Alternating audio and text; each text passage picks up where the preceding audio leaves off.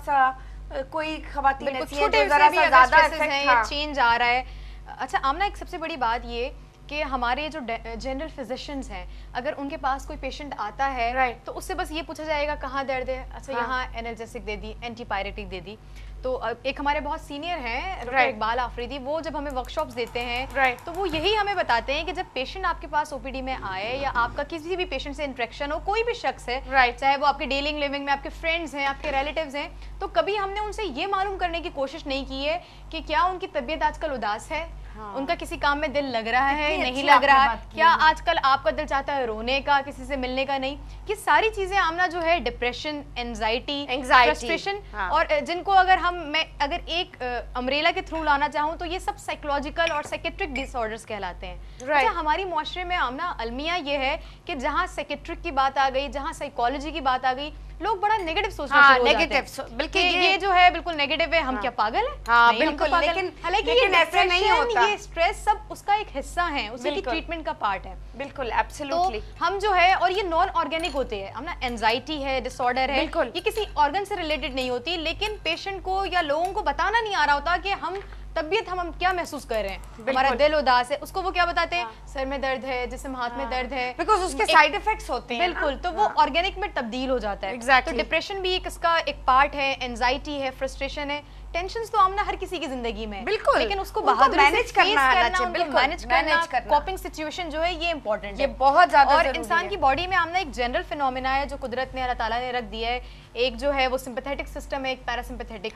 एक में क्या होता है कि बॉडी जो है उस स्ट्रेस पे लड़ती है, बिल्कुल, और कोप करने की कोशिश करती है, और दूसरे में क्या होता है, पेशेंट या कोई भी जो बंदा है, इंडिविजुअल है, वो डिप्रेस में चला जाता है, डिप्रेशन उस पे हावी हो जाती है, बिल्कुल, और वो गिव अप कर देता है, और फिर उससे ये होता है कि वजन भी बहुत बढ़ने लगता है जब आपको डिप्रेशन हो या जब आप लो महसूस कर रहे हैं। जब आप स्ट्रेस लोगे आमना तो जीआईटी में जो है HCl हाइड्रोक्लोरिक एसिड की सिक्रेशंस बढ़ेगी। जब जीआईटी डिस्टर्ब होगा, आपका जो निजाम हाजमा है, तो फिर जो है बॉडी के सारे फंक्शंस आमना, भूख या तो बढ़ जाती है उसमें या तो फिर खत्म हो जाती है। बिल्कुल, बहुत सारे लोग टेंशन में आप देखते होंगे या तो बहुत खाते हैं या नहीं खाते। बिल्कुल, तो या तो अचानक से सडन वेट लॉस होगा या फिर सडन वेट गेन हो जाएगा। वेट गेन होगा, और कई दफा तो ये होता है कि इतना ज्यादा वजन बढ़ जाता है कि वो इंसान के लिए खुद जब आप देखें तो अजीब सा महसूस होता है, इंसान को वजन को ही देख के डिप्रेशन होता है। अच्छा फिर आमना इस डिप्रेशन से एजिंग का प्रोसेस बहुत तेजी से बढ़ रहा है। आप अपनी एज से 10 साल बड़े लगना शुरू हो जाएंगे अगर आप केयरफुल नहीं है अपने मामले में। तो, अच्छा आमना,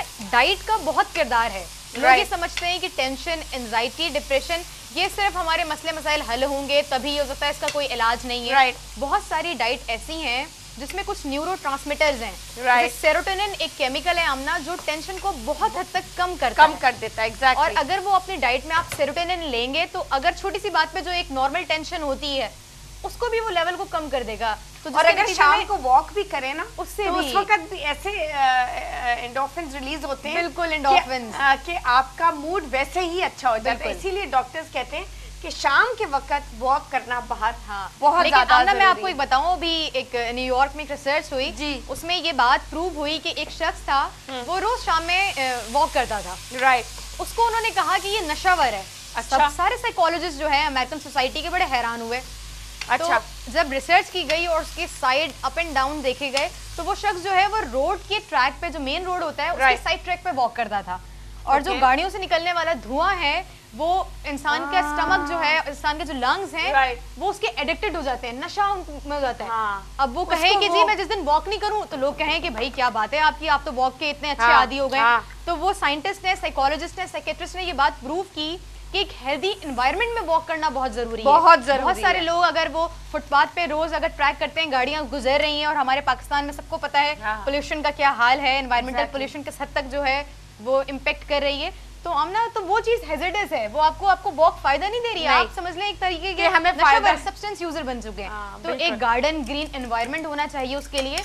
तो हमारे व्यूअर्स वॉक कर रहे हैं, बहुत अच्छी वॉक कर रहे हैं, लेकिन खवातीन को ये भी चाहिए कि एटमॉस्फेयर देखें कि जहाँ वो वॉक कर रही है वो पोल्यूटेड तो नहीं है। बिल्कुल, और इंसान की पूरी जो बॉडी है वो काम हो जाएगी। बिल्कुल एक सूदिंग इफेक्ट आ आप जब रिलैक्स होके वॉक करके आप घर जाएंगे, एग्जैक्टली आप इतना अच्छा महसूस करेंगे।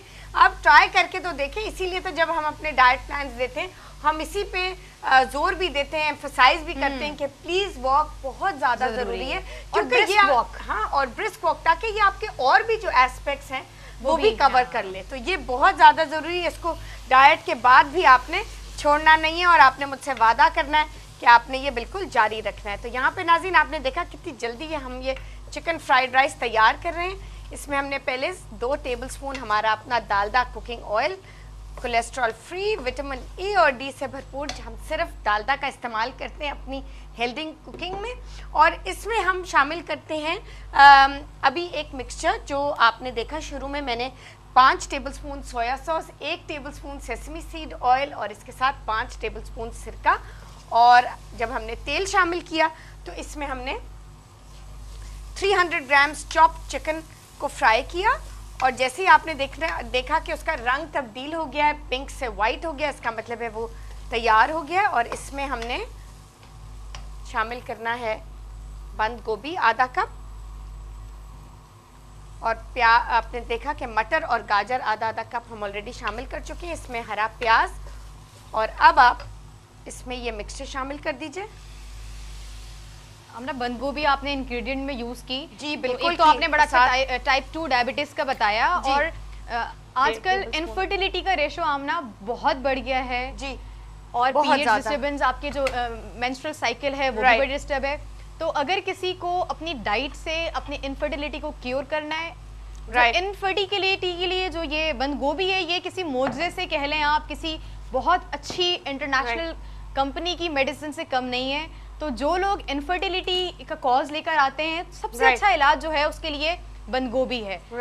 और वेट लॉस करने में आमना इसका बहुत किरदार है कि अगर निहार मुंह जो है इसका पानी बॉईल करके पिया जाए तो वो भी बहुत अच्छा है। और वो आपके जो एग्स हैं आमना, आजकल सिस्टिक फॉलिकल सिस्ट, एक पानी की थैलियां बन जाती हैं यूट्रस में, वो आजकल फीमेल्स में 98.99% पाया जा रहा है। और उसका अगर क्योर हम करना चाहें तो ये बंद गोभी का पानी, बंद गोभी सैलेड में, चाइनीज की सूरत में ये बहुत एडवांटेजियस है।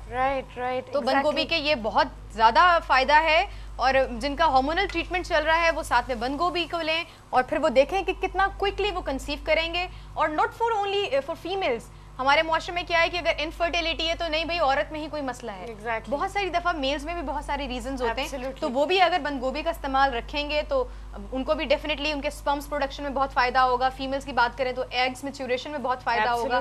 पेल्विक रीजन की जितनी भी डिजीज हैं उसके लिए बहुत अच्छी है ये। बहुत समझ के आप बात करेंगे, बट यहाँ पे वक्त हुआ एक छोटी सी ब्रेक का नाज़रीन। ब्रेक के बाद आके डॉक्टर मदिया से मजीद गुफ्तगू होगी और आपके डाइट प्लान्स और आपके एक्सरसाइज प्लान्स बिल्कुल आपको मिलते ही रहेंगे और इसी तरह आपकी रिक्वेस्ट का सिलसिला जारी रहेगा। तो कहीं मत जाएगा, हमारे साथ रहेगा and we'll be right back.